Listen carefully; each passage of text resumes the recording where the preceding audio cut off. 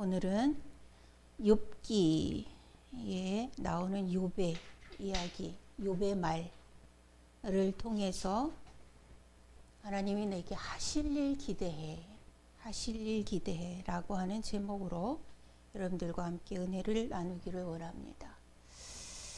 지금 코로나가 발생한 지 1년이 훨씬 넘었습니다.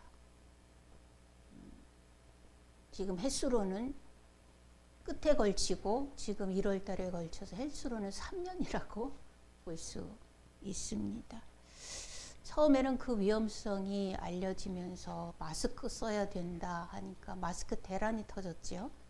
그 와중에 대통령이라는 사람은 우리 국민이 쓸 마스크도 없는데 다른 나라에 보내느라고 그렇게 국민들을 고생을 시키더니 어쨌든 마스크 대란을 겪었습니다.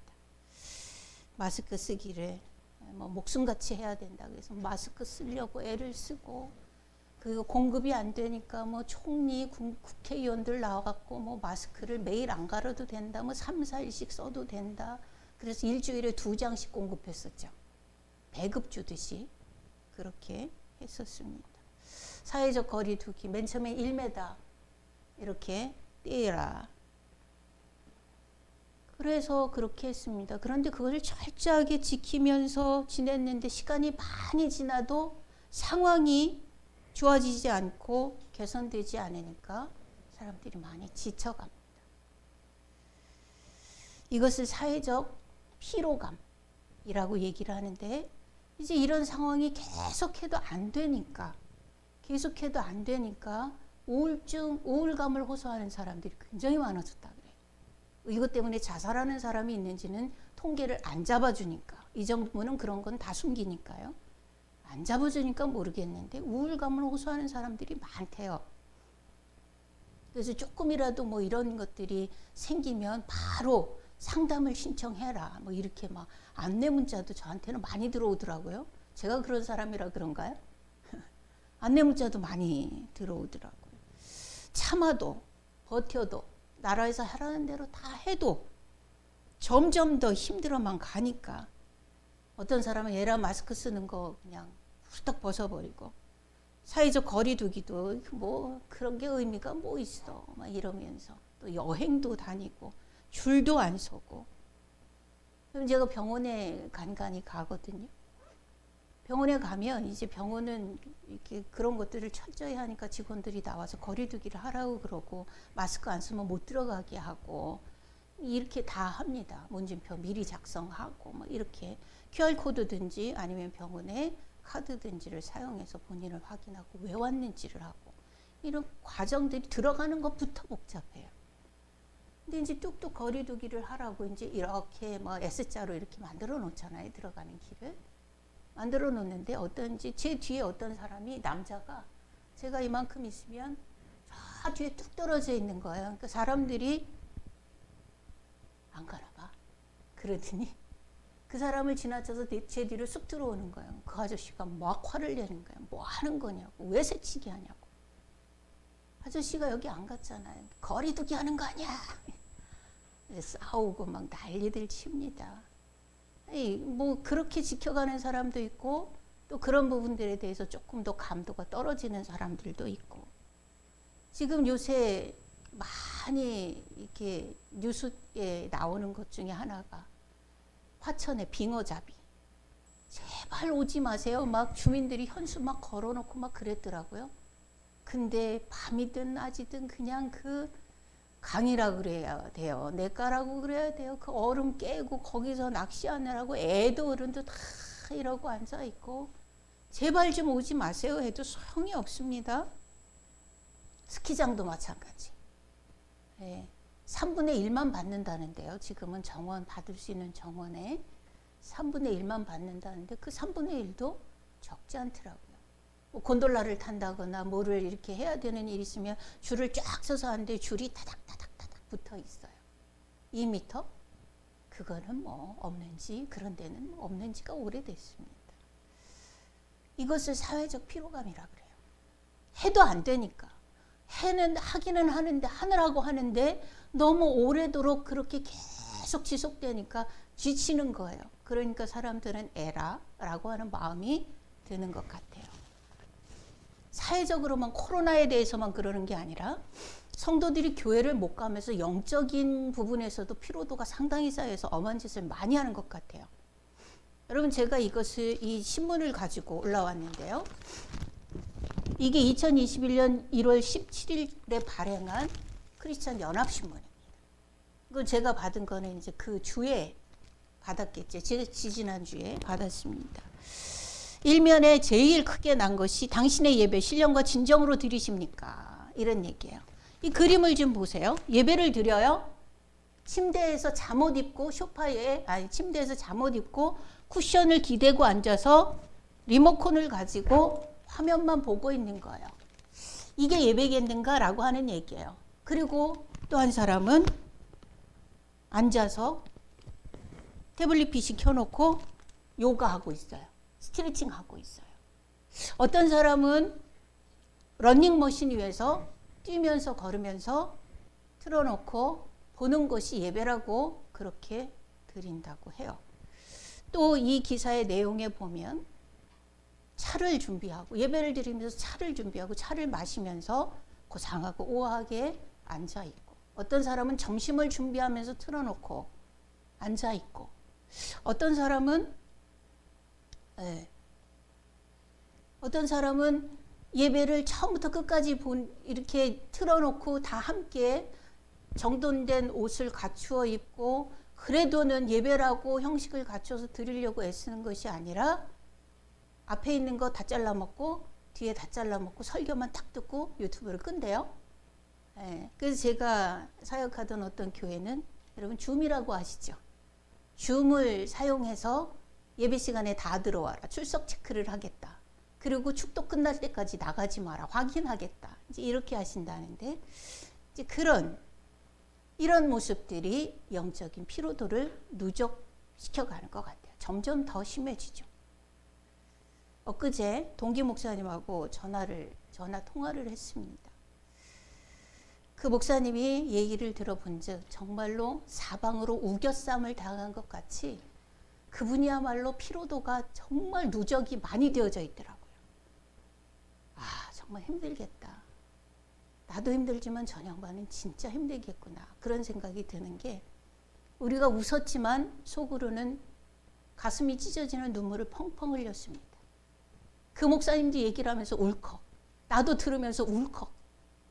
그 교회에 어떤 명예권사님이 있대. 나이가 80이 넘으셨다는데, 권사님이 코로나 때문에 이제 교회를 못 나오고 있는 중에 요즘은 명심보감을 읽는다네요. 명심보감 뭔지 아시죠? 불교의 경전. 그래서 목사님이 신방을 가서 왜 그걸 읽으세요? 그러니까 두 가지 이유 때문에. 하나는 글자가 커서 보기 편해서. 성경은 글자가 작은데 그건 글자가 크대요. 그리고 두 번째는 거기도 좋은 말이 많이 나와요. 이럴 수 있을까? 듣는 목사는 가슴이 찢어지는 거예요. 우리가 모든 걸 다 내려놓고 싶을 만큼 정말 무너지는 이야기들인 거죠. 그러면서 그 권사님 하는 얘기가, 목사님, 나는 코로나가 끝나도 교회 안 나갈랍니다. 이런 영적인 피로도. 여러분, 우리 교회 성도들은 안 그러리라고 나는 정말 가슴에 굳게 다짐하고 또 다짐하고 믿고 있습니다. 그리고 믿고 싶어요. 여러분들은 어렵고 힘들 때, 지치고 고뇌서 일어설 수 없을 때 기대와 소망을 하나님께 두고 정도를 걸어갈 수 있겠습니까? 이게 지금 남의 교회, 남의 나라 딴 얘기가 아니에요. 우리는 교회에 나와서 예배드리는 축복 가운데 있으니까 감사와 감격입니다. 교회에서 들어와서 기도할 때마다, 예배드릴 때마다 가슴이 벅차요. 저는 너무 감사해요. 저는 이 상황을 지난번에 송구영신 예배 드릴 때도 말씀을 드렸지만, 하나님이 맑은 샘교회를 숨기셨다라고 생각해요. 왜냐하면 아무리 개척교회, 작은 교회라도 공무원들이 한 달에 한두 번은 꼭 간다거든요. 수원도 꼭 간다고. 우리는 한 번도 안 왔어요. 하나님의 역사와 김영란 원장님을 무서워해서 그런 것 같아요. 우리 김영란 원장님이 대기하고 있기 때문에 그런 것 같기는 한데 어쨌든 하나님이 우리를 숨기셨다라고 생각을 해요. 이게 얼마나 감사하고 감격해요. 하나님이 우리를 진짜 거룩의 그루터기 삼으셔서 그래서 역사하실 때에 역사할 발판을 만드시나 보다. 주님의 쓰실 일을 기대합니다. 네. 오늘 본문에는 고난당하는 욥의 이야기가 나옵니다. 고난으로 인해서 이 사람 무지하게 지금 피로해 있는 가운데 있어요. 사회적 피로감이 아니라 고난의 피로감을 호소하고 있는 가운데 있습니다. 2절 한번 같이 읽어볼까요? 2절 시작. 오늘도 내게 반항하는 마음과 근심이 있나니 내가 받은 재앙이 탄식보다 무거움이라. 아멘. 이 얘기를 직역하면 이렇습니다. 나의 형벌은 나의 결함보다 훨씬 더 무겁다. 이 얘기를 우리말로 지금 우리가 쓰는 말로 다시 한번 바꾼다고 한다면 내가 뭘 그렇게 잘못했다고 여기까지 가야 되나? 내가 뭘 그렇게 잘못했다고 이 얘기가 되는 거예요. 그래서 반항하는 마음이 생기고 근심하는 마음이 생기고 탄식이 나오는 거예요. 탄식이 끊임없이 나오는 겁니다. 반항하는 마음, 이게 뭐죠? 오기. 반항하는 마음이 계속되면 이게 오기가 되는 거예요. 여러분 해도 노력해도 안 돼서 기도하고 어떻게든지 발버둥 쳐보려고 그러는데 안 돼서 술로 혹은 다른 어떤 허탄한 안 믿는 사람들이 하는 그런 짓들로 우리가 그냥 한 번 더 그곳에 기웃거려 본 적은 없나요? 사람들이 그럴 수 있거든요. 네, 사람들이 그럴 수 있거든요. 아니 이렇게 동방의 의인이라고 하는 욥도 반항하는 마음이 생긴다는데 탄식이 올라온다는데 근심과 걱정으로 막 얼룩진다는데요. 예. 그런 일들이 끝도 안 나고 너무 무거운 거예요. 근데 주변에 있는 친구들이라고 하는 사람들은 자꾸 와서 너 잘못해서 그래, 너 회개해, 너 뭐 어쩌고 저쩌고 계속 그렇게 지적질을 해대니까 돌아버리겠는 거죠. 죽겠는 거죠. 그러니까 싸우잖아요. 내가 뭘 잘못했는데 라고 싸우는 거예요. 요지는 이거예요. 너 회개해. 내가 뭘 잘못했는데. 너 잘못한 거 없이는 하나님이 이렇게 하실 수가 없어. 뭔 헛소리야. 뭔 헛소리야. 이런 얘기를 하는 겁니다. 그래서 오기도 생기고 발악도 해보지만 변화가 없어요. 이게 욥의 현실의 피로감입니다. 또 8절 9절 한번 볼까요?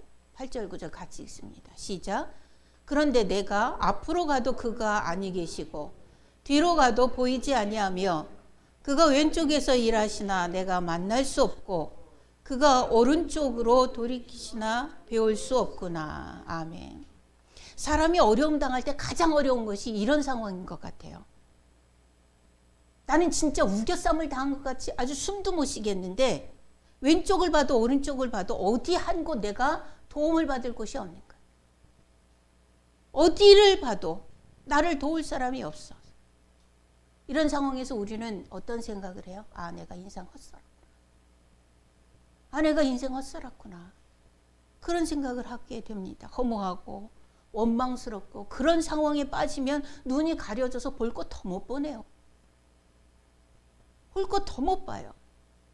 인지 못합니다. 그래서 점점 더 수렁으로 빠져들어가게 되죠. 앞을 봐도 뒤를 봐도 옆을 봐도 오른쪽을 봐도 왼쪽을 봐도 하나님도 안 계신 것 같고 사람도 없고 그런 상황. 이게 욥이 가진 고난의 피로도입니다. 자기 속에서 반항이 올라오고 어디 하나 도울 사람도 없고 도와주는 사람도 없고 말 한마디라도 위로해주는 사람도 없고 고난의 연속이죠. 16절 17절 한번 또 볼까요? 같이요. 시작. 하나님이 나의 마음을 약하게 하시며 전능자가 나를 두렵게 하셨나니 이는 내가 두려워하는 것이 어둠 때문이나 흑암이 내 얼굴을 가렸기 때문이 아니로다. 아멘. 약해지는 마음과 두려움으로 인한 탄식이요. 어려움이 오면 좀 강해지는 것이 아니라 우리는 어려움 앞에서 약해져요. 그것이 지속되면 점점 더 무너지죠. 점점 더 무너집니다. 자신감이 떨어지고 내가 이래서 사람들이 나를 무시하는가? 라는 생각이 빠집니다. 내가 남편이 없어서 사람들이 나를 무시하는가? 내가 자식이 없어서 사람들이 나를 무시하는가? 내가 돈이 없어서 나를 무시하는가? 이런 생각에 빠지면 답 없어요. 왜? 그건 하루아침에 끝나는 게 아니기 때문에. 하루아침에 해결되는 게 아니에요. 근데 사실은 그렇지가 않아요. 근데 그런 생각이 든다고요. 왜요? 자신감이 떨어져서 그래요. 자신감이 떨어져서 그래요. 인생의 피로감. 그것 때문에 훌렁 마스크 벗어드리고 마스크 벗어 던지고 3밀이라고 그러죠. 밀집, 밀접, 밀폐 이런 거 포기하고 코로나에 노출되는 것처럼 우리 인생을 그렇게 놓아버릴 수 있어요? 욥이 재앙에 해당될 만큼의 큰 고난을 당하면서도 그가 참 잘 보여주는 믿음의 모습이 오늘 본문에 보여요. 첫 번째는 무엇이냐 하면 하나님의 존재를 믿고 그의 하실 일을 기대했다는 사실이에요. 여러분 우리 10절로 14절 같이 한번 급하지 않은 마음으로 또박또박 한번 마음에 새겨가면서 읽어봅시다. 10절로 14절입니다. 시작. 그러나 내가 가는 길을 그가 아시나니 그가 나를 단련하신 후에는 내가 순금같이 되어 나오리라. 내 발이 그의 걸음을 바로 따랐으며 내가 그의 길을 지켜 치우치지 아니하였고 내가 그의 입술의 명령을 어기지 아니하고 정한 음식보다 그의 입의 말씀을 귀히 여겼도다. 그는 뜻이 일정하시니 누가 능히 돌이키랴. 그의 마음에 하고자 하시는 것이면 그것을 행하시나니 그런즉 내게 작정하신 것을 이루실 것이라. 이런 일이 그에게 많이 있느니라. 아멘. 10절을 보면 그러나 내가 가는 길을 그가 아시나니 그가 나를 단련하신 후에는 내가 순금같이 나오리라. 먼저 성경에는 내가 정금같이 나오리라. 이렇게 말씀하고 있습니다. 욥은 자신의 가는 길이 죄를 지어서가 아니라 나는 지금 하나님 앞에 훈련받고 있다는 얘기를 해요. 나는 지금 단련받고 있다 그래요. 그래서 이것이 끝나면 하나님께서 나를 순금, 불순물이 하나도 없는 믿음의 소유자로 그렇게 짠 하고 세우실 것이다 라고 하는 확신의 표현입니다. 이 상황에서 이 이야기를 할 수 있는 거, 이 사람은 얼마나 확신과 믿음이 굳게 서 있어요. 욥이 지금 어떤 상태예요? 그 많던 재산 이방인들이 다 쓸어가고, 그때는 재산이 뭐예요? 소, 양, 염소, 각종 짐승들, 또 집에 있는 종들 한꺼번에 다 쓸어갔어요. 자식들 10명 한꺼번에 다 죽었어요. 그들을 욥이 얼마나 영적으로 관리했는지 우리 1장 읽으면서 읽은 적이 있었잖아요. 욥이 그 형제들이 서로 우애가 좋아가지고 무슨 일 있으면 자기 집에 불러서 형제들 다 불러서 잔치했어요.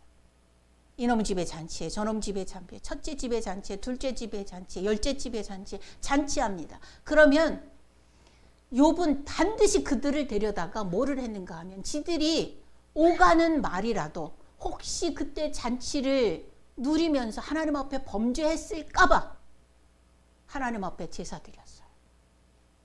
잔치를 하기 전에 얘네들이 범죄하지 않게 하소서 제사 드렸고, 잔치 후에 또 제사 드렸습니다. 이렇게 영적 관리를 하던 자식들이에요. 그런데 한꺼번에 다 죽었어요. 그리고 자기 몸에는 악창이 나서 몸이 다 얼었어요. 너무 가려워서 집에도 있지 못하고 밖에 나가서 제 위에 앉아서 기왓장으로 깨진 기왓장으로 자기의 몸을 벅벅 끌고 있었다라고 얘기를 했어요. 그런데 거기다가 욥의 부인이 마누라가 네가 믿는 하나님이 이 정도냐? 차라리 죽어라 그랬어요. 이게 고난, 이게 지금 욥의 현실이에요. 그런데 이런 말을 할 수 있어요? 내가 지금 하나님 앞에 연단, 단련을 받고 있다. 이 연단이 끝난 다음에는 나는 정금같이 나올 거다. 나는 순금이 될 거다.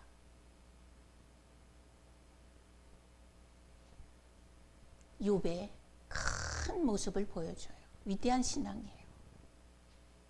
그리고 그가 그 상황 속에서도 하는 것이 그거예요. 내 발이 그의 걸음을 따랐으면 내가 그의 길을 지켜 치우치지 아니하였고 내가 그의 입술의 명령을 어기지 아니하고 정한 음식보다 그의 말씀을 귀히 여겼다. 말씀을 귀히 여겼다. 여러분, 우리가 첫째 주에 설교를 했지만 말씀이 없으면 우리는 일생이 순간순간이 좌충우돌이에요. 왜? 말씀은 내 발의 등이요 내 길의 빛이거든요. 그 말씀이 없으면 순간순간 그때그때에 따라서 상황윤리에 빨려서 정함이 없어요. 그때그때 사람이 보기에 좋은 대로 내 이 작은 머리 작은 경험에 좋은 대로 행할 뿐이죠. 말씀을 귀히 여긴다. 우리 지금 성경 읽기 하고 있는데 여러분 성경 잘 달력을 따라서 잘 읽고 오시나요? 아무도 저를 안 쳐다보시는 거 보니까 제가 알겠는데 여러분 어제 레위기 8, 9, 10장 읽었습니다. 근데 레위기 8, 9, 10장 읽는데 여러분 우리 3장에서 5장 분량이거든요. 보통 3장입니다. 시간 몇 분 걸려요? 제가 정확하게 쟀어요. 10분 걸려요. 아무리 늦게 읽어도 15분 안에는 끝나. 10분을 못 읽어요. 10분을. 10분 읽으면 1년에 1독을 하는데 여러분 저 뒤에 이런 성경 읽기표가 있어요. 이런 성경 읽기표가 있습니다. 이거 재밌어요. 여기 내가 읽은 거 짝짝짝짝 표시해 가면 이게 채워지는 맛이 쏠쏠해요. 가져가시라고 저걸 몇 년을 저기다 놓는데 지금까지 안 하셨어도 지나간 거는 다 이렇게 밀어놓고 읽고 싶은 마음이 있을 때 1년 안에 지나간 건 읽고 오늘이라도 다시 한번 시작해 보세요. 오늘 레위기 11장부터 13장 순서예요. 10분이라니까요. 10분. 여러분들이 욥보다 더 고난의 상태에 있어요? 성경을 들지 못할 만큼 있어요? 핸드폰에 다 깔려 있잖아요. 네? 다 깔려 있잖아요. 그거 잠깐만 보면 되는데 10분인데 아무리 바빠도 10분? 정말 시간이 안 되면 화장실에 들어가서 10분 앉아있다 나와요. 성경 읽고 나와요. 그러면 돼요. 어쨌든 욥은 지금 이 상황에서 자기는 정한 음식보다 하나님의 말씀을 귀히 여겼다. 이렇게 얘기합니다. 그러면서 그가 고백하는 걸 보세요. 13절 14절 보면 기가 막힙니다. 그는 하나님은 뜻이 일정하시니 누가 능히 돌이키랴. 그의 마음에 하고자 하시는 것이면 그것을 행하시나니 그런즉 내게 작정하신 것을 이루실 것이라. 그 다음이 중요해요. 같이 읽습니다. 시작. 이런 일이 그에게 많이 있느니라. 아멘. 여러분 성경에 나와 있는 승리의 예, 축복의 예, 성도들의 생활 속에서 고백되고 있는 간증들 이런 일들을 행하신 하나님의 뜻에는 변덕스러움이 없어요. 하나님은 변덕스럽지 않아요. 하나님은 언제나 마음이 하나예요. 어떤 마음? 우리에게는 재앙이 아니라 화평을 주시는 마음. 우리에게는 우리의 영혼이 잘됨같이 범사가 잘 되기를 원하는 그 마음. 하나님의 마음은 그거 하나예요. 그러니까 아들 예수를 그리스도로 죽이시면서까지 우리를 포기하지 못하시는 거예요. 하나님 포기 안 하시는 게 아니라 포기 못해요. 왜? 아까워서. 왜? 사랑하니까. 포기 못해요. 우리가 얼마나 엄한 짓 많이 해요. 솔직히 말해서 하나님 앞에 살아가는 우리가 얼마나 하나님 보시기에 진짜 악으로 기깔나게 살아요. 얼마나 엉뚱한 짓 많이 해요. 얼마나 허탄한 짓 많이 해요. 얼마나 헛수고 같은 짓을 많이 하고 사는 인생이에요. 그러지만 그래도 하나님은 여전히 마음이 하는 우리에게 평안을 주시고 화평을 주시고, 아모스 선지자 그 얘기했어요. 내 마음은 네가 아니라 내가 안 하니 너희를 향한 마음은 재앙이 아니라 평안이라. 그리고 사랑의 사도 요한을 통해서 이야기했습니다. 의미가 있어요. 사랑의 사도 요한이라고 하는 그 입을 통해서 말씀하신 의미가 있다고요. 뭐라고 얘기했어요? 사랑하는 자들아, 내 영혼이 잘된 같이 내가 범사에 잘되고 강건하기를 내가 원한다 그러셨어요. 이게 하나님의 마음이에요. 이 마음 하나예요. 그것이 일정하고 돌이킬 사람이 없다. 돌이키지 않는다. 그리고 그 마음에 하고자 하는 것은 하나님 꼭 하신다. 우리를 향하신 하나님의 계획들이 있어요. 저를 향하신 하나님의 계획이 있어요. 우리 머정 집사님을 향하신 하나님의 계획이 있어요. 김영란 성도를 향한 하나님의 계획이 있어요. 남역 성도를 향한 하나님의 계획이 있어요. 음종 목사님을 향한 하나님의 계획이 있어요. 예배 드리시나요? 박연성 집사님을 향한 하나님의 계획이 있어요. 우리를 향한 하나님의 계획은 일정해요. 우리가 이거 하면 오 괜찮은데 잘했는데, 우리가 딴짓하면 너 이거 안 줘. 아니에요. 이거 안 줘. 안 그래요. 하나님의 마음은 늘 한 개 한 개 우리에게 공급하고 싶어요. 그리스도를 주어서라도, 내 아들을 죽여서라도 나는 너를 품고 싶어. 천국에 들어오게 하고 싶어. 이 땅에서 사단이가 얼마나 우리의 삶 가운데 걸리적거려요. 사단이가 얼마나 우리를 쥐고 흔들고 싶어 해요. 그러나 이기게 하고 싶어. 그의 농간에 노란하게 하고 싶지 않아. 이게 하나님의 뜻이에요. 그 뜻은 일정해요. 포기되어지지 않아요. 그리고 하나님의 작정하신 것은 반드시 이룰 것인데, 이런 일이 하나님께는 많이 있느니라. 많이 있느니라. 예. 욥이 지금 그 상황 가운데 몸에 구더기가 득실득실 기어다니는 가운데 너무 가려워서 기왓장으로 긁으면서 이야기를 하고 있는 거예요. 그렇기 때문에 우리에게 작정하신 일들도 이루어질 것을 강력하게 믿고 주장하는 기대, 이것이 승리하는 믿음입니다. 예. 이것이 승리하는 믿음이에요. 또 욥이 가진 두 번째 참 멋있는 믿음의 모습이 있습니다. 그것은 뭐냐 하면 3절로 7절에 보면 언제나 기대와 소망을 갖고 있다는 거예요. 3절로 7절 한번 읽어봅니다. 같이 읽습니다. 시작. 내가 어찌하면 하나님을 발견하고 그의 처소에 나아가랴. 어찌하면 그 앞에서 내가 호소하며 변론한 말을 내 입에 채우고 내게 대답하시는 말씀을 내가 알며 내게 이르시는 것을 내가 깨달으랴. 그가 큰 권능을 가지고 나와 더불어 다투시겠느냐? 아니로다. 도리어 내 말을 들으시리라. 거기서는 정직한 자가 그와 변론할 수 있은즉 내가 심판한 자에게서 영원히 벗어나리라. 아멘. 기대와 이런 상황 속에서, 어려움 속에서 하나님 앞에 자신을 내어놓고 기대와 소망을 가지는 것, 이건 참 믿음을 가진 사람만 할 수 있는 일입니다. 진짜 믿음을 가진 사람만 할 수 있는 거예요. 기대와 소망이 없다, 믿음 생활을 하면서도 하나님 앞에서의 기대와 소망이 없다, 안타까운 일이죠. 통곡할 일입니다.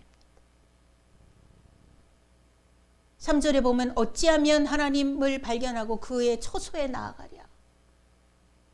지금 자신이 정말 몸이 썩어가는, 산채로 썩어가는 그런 상황 속에 모든 것 다 잃어버리고 사람들은 손가락질하고 있고 비방하고 원망하고 있는 그런 상황들 속에서 내가 어떻게 하면 하나님 앞에 나아갈까? 어찌하면 그 앞에서 내가 호소하며 내게 대답하시는 말씀을 내가 알며 내게 이르시는 것을 내가 깨달으랴. 4절 5절에 그렇게 얘기합니다.